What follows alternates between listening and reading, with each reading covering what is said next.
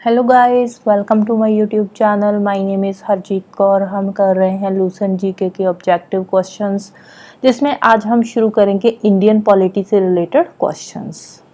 तो Indian polity के अंदर हमारा जो आज का टॉपिक है वो है constitutional development of India.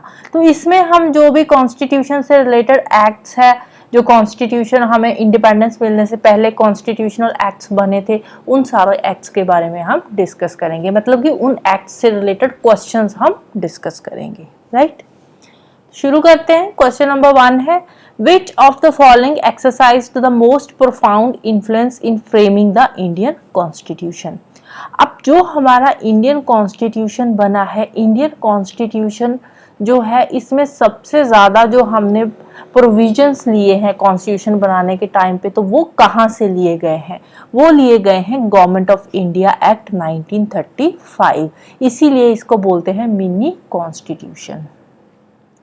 Next है, the first attempt to introduce a representative and popular element in the governance of India was made through Indian council act 1861। अब ये जो इंडियन काउंसिल एक्ट 1861 आया था, इसमें पहली बार थोड़ी बहुत जो इंडियंस थे उनको रिप्रेजेंटेशन मिली थी।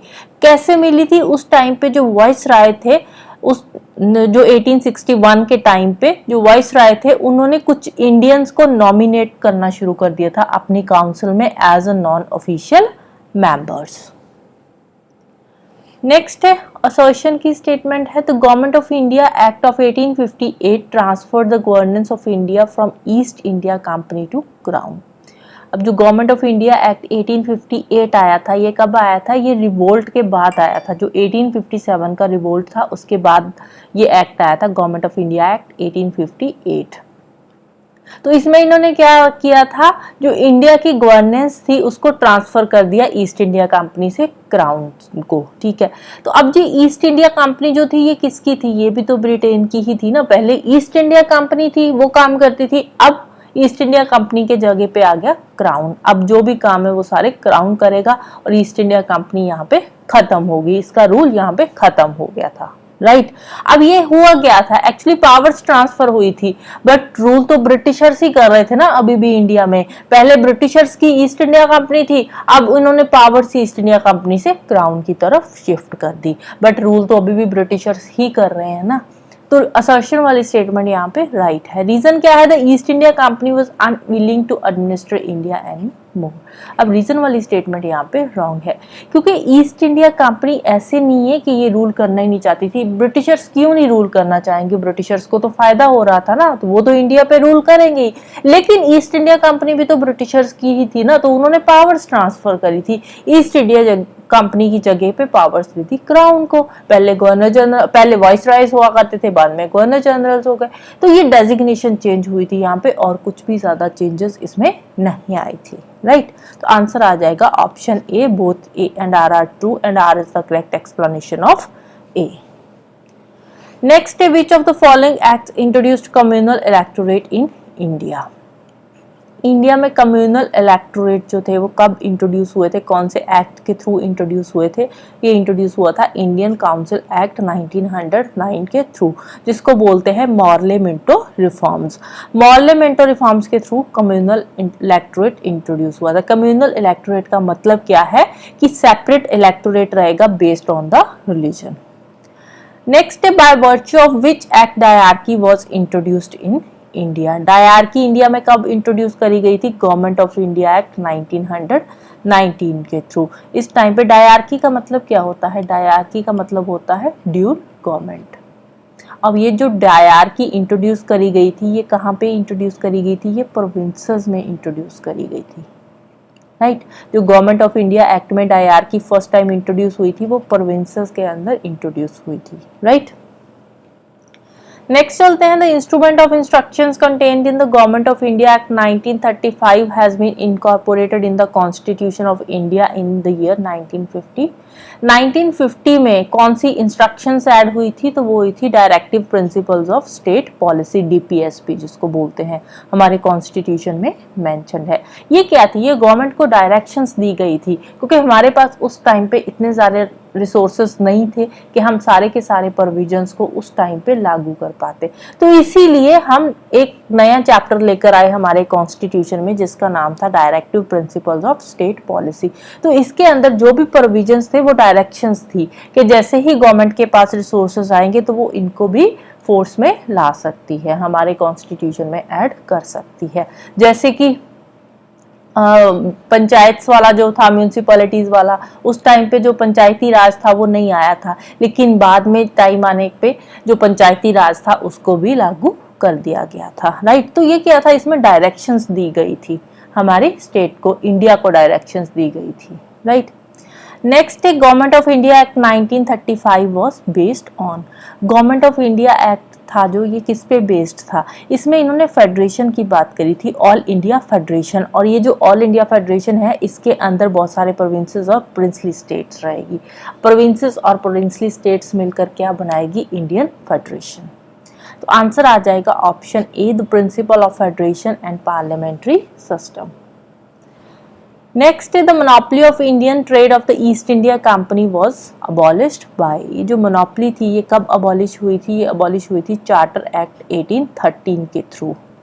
बट जो मोनोपोली थी ट्रेड की with China and trade in tea, इन दोनों को पे कोई भी इफेक्ट नहीं पड़ा था। वैसे मोनोपोली अबॉलिश कर दी थी, बट जो मोनोपोली थी चाइना के साथ और टी की जो मोनोपोली थी, टी के ट्रेड की मोनोपोली थी, ये दोनों इंटैक्ट थे, इनको अबॉलिश नहीं किया गया था, right.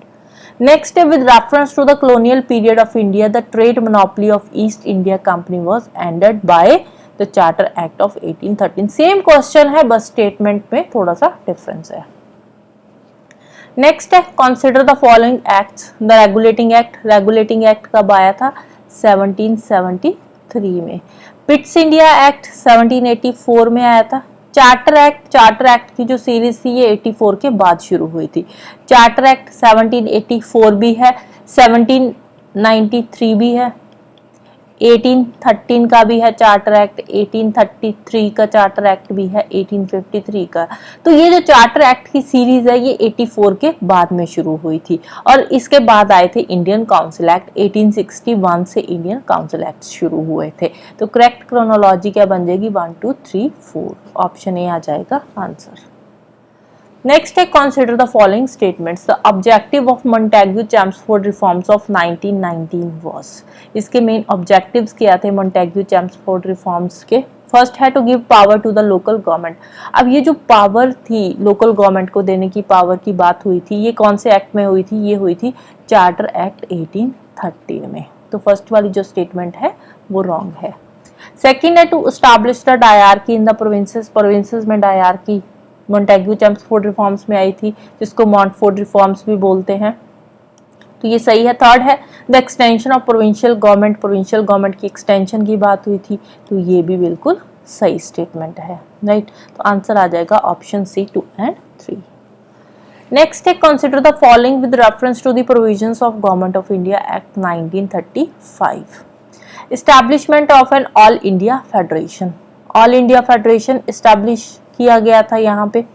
सेकंड है provincial autonomy with the government responsible to an elected legislature. अब देखो एक तो फेडरेशन की बात हुई थी इसमें, दूसरा क्या है इसमें प्रोविंशियल ऑटोनॉमी ऐड करी गई थी। अब पहले क्या थी, जो गवर्नमेंट ऑफ इंडिया एक्ट 1919 आया था उसमें इन्होंने डायरकी फर्स्ट टाइम इंट्रोड्यूस करी थी प्रोविंसेस में।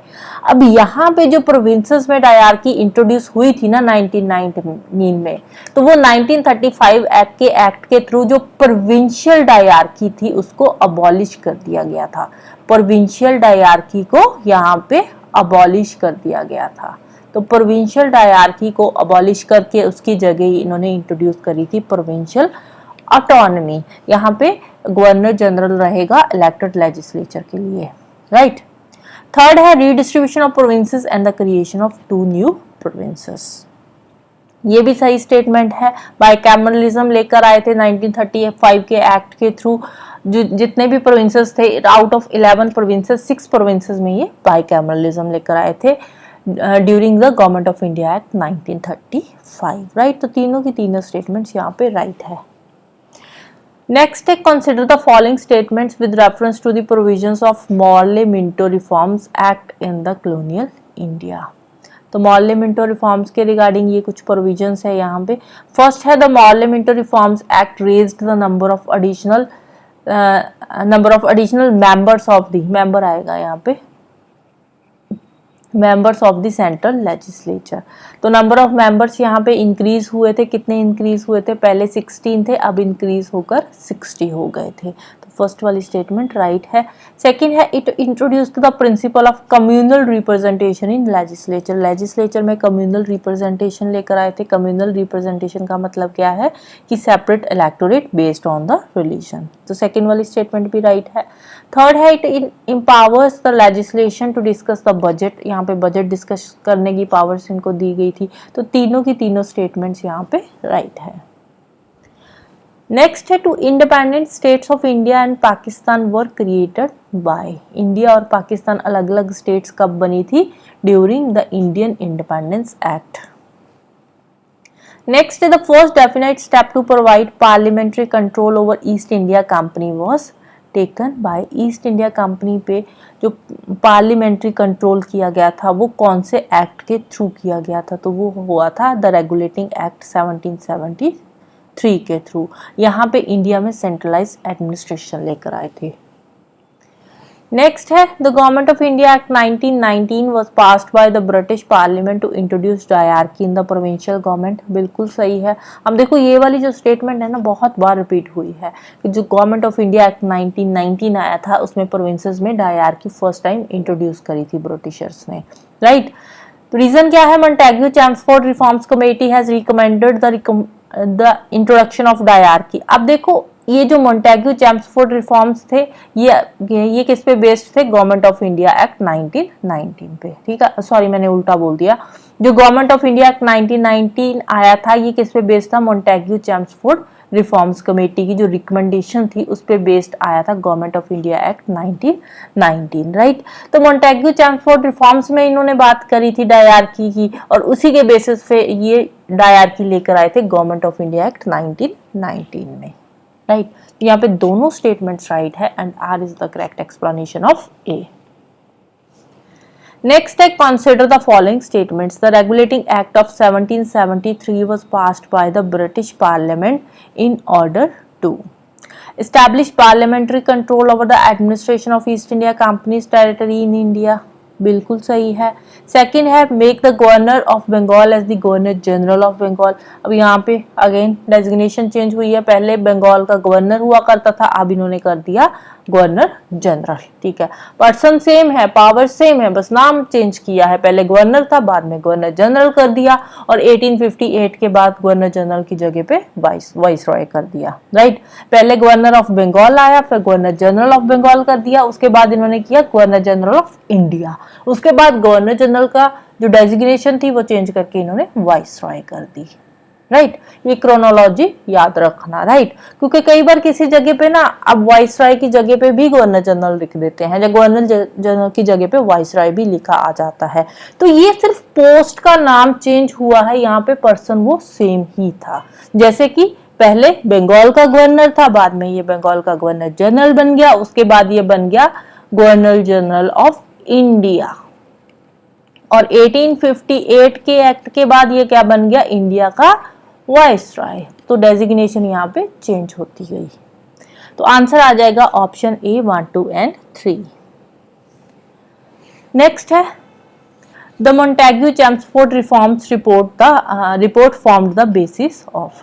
अब ये जो मोंटेग्यू चैम्सफोर्ड रिपोर्ट आई थी इसके बाद क्या आया था, इसके बाद आया था, इसके बेसिस पे बना था government of India act 1919, right.